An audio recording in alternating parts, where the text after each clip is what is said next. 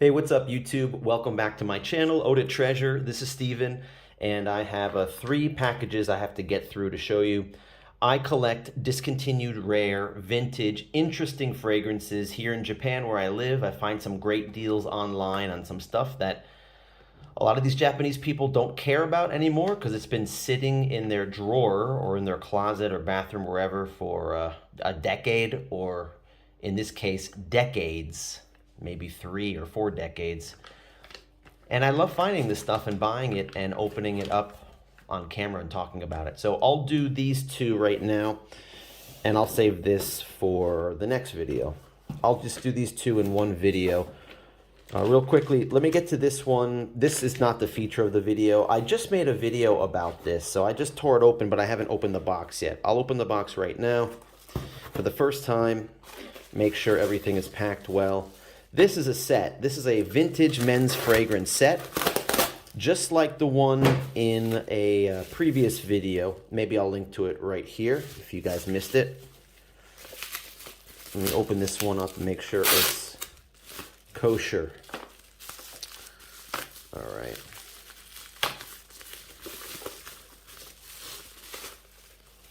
So this is a vintage set. I see these all the time here in Japan.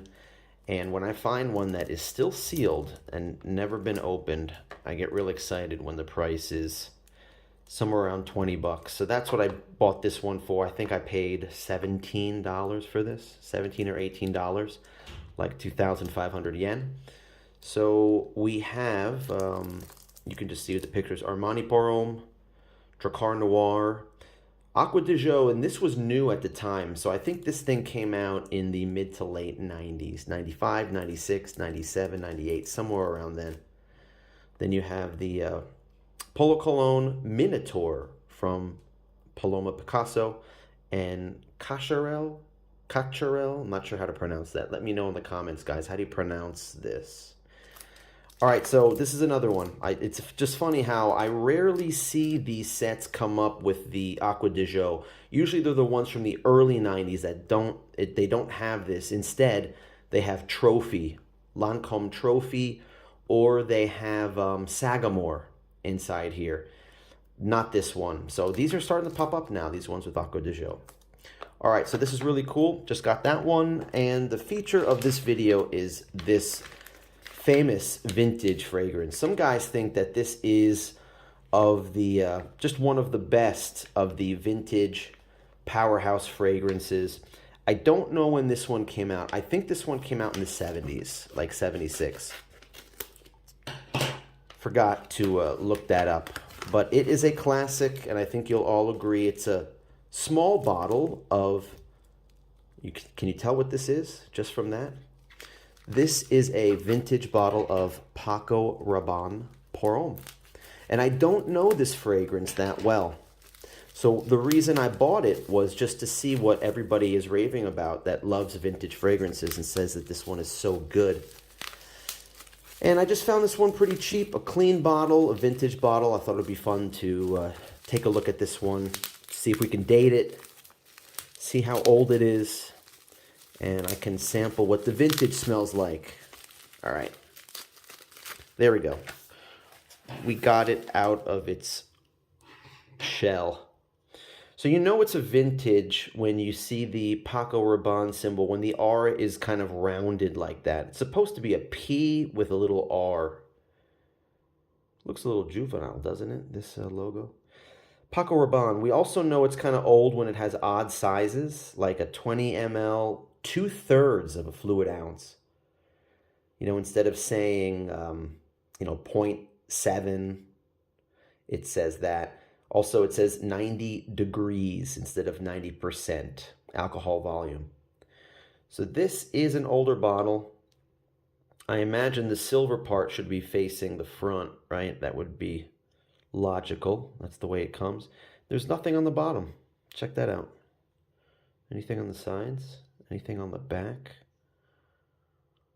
A little bit sad, guys, because I cannot find a batch code on this small bottle.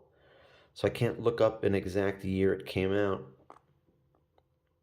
Let me know in the comments, guys, if you have any ideas of when you think this came out. I don't see any batch code. How sad. Well, all I can do now, all that's left is enjoy the smell. See what it smells like. Let's test it out. So does this twist off like that? Yep. So it twists off. It's a little bit cruddy around here. This is probably pre-1980. So that's what that shows us. Either early 80s, 82, 81, 1980. This could be a 79, between 76 and 79. When did this one come out? 76? Something like that. All right, and it's almost full, right? A little bit left, so there's probably, what, 18 ml left in here? Let's try it out. Splash bottle. Let's put it on the skin. I'll just give you my initial impression of what this smells like. Hopefully it's been stored in a cool, dry place out of the sunlight so that it didn't change that much. All right, let's let that dry down and I'll tell you what I think about this vintage Paco Rabanne Pour Homme. All right, guys, so it's been about 15 minutes. I looked it up. This is 1973 this came out. So this, I guess, is a late 70s, maybe early 80s bottle. And this smells wonderful. Guys, this is exactly what I expected. This is the aromatic fougere type of the classic sort. It does have that 80s vibe to it. It has rosemary. It has the oak moss, the lavender. It's that fresh green kind of a scent.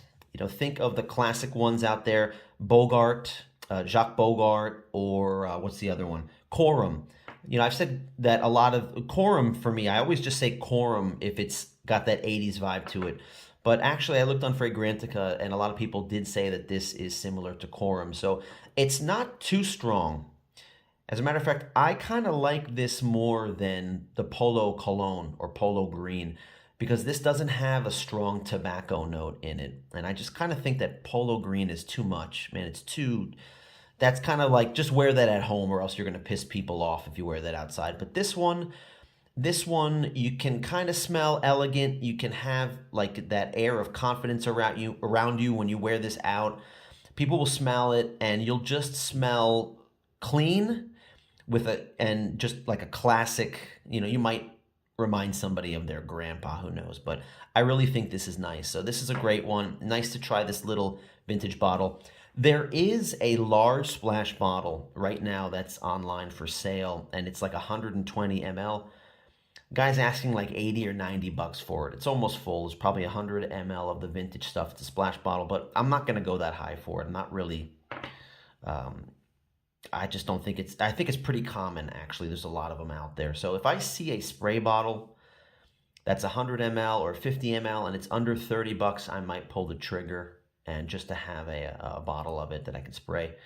But at least I have a vintage bottle of Paco Rabanne Pour Homme in my collection. Might have another one that I forgot about, but this is the latest one. Look at that logo. The print on the bottle is still clean. So that's it for this video, guys. I hope you liked it. Give me a thumbs up if you like this video. Like the video. Subscribe if you haven't already. If you like this blog that I'm doing, this video blog of vintage discontinued finds that I'm acquiring here in Japan. Leave me a comment down below and say hi, or give me some information about this. Tell me what you think of this bottle or Paco Rabanne Pour Homme in general. Like reading your comments, guys, and I'll try to reply to them as much as I can. Hopefully I won't get too famous where I get a million comments a day like everybody else. The other guys never reply to comments because it's impossible. But I still can. I'm not that big yet. I think I'm around 420 subscribers, something like that at this point. Thanks a lot, guys. Have a great day out there, and I'll see you in the next one. Take care.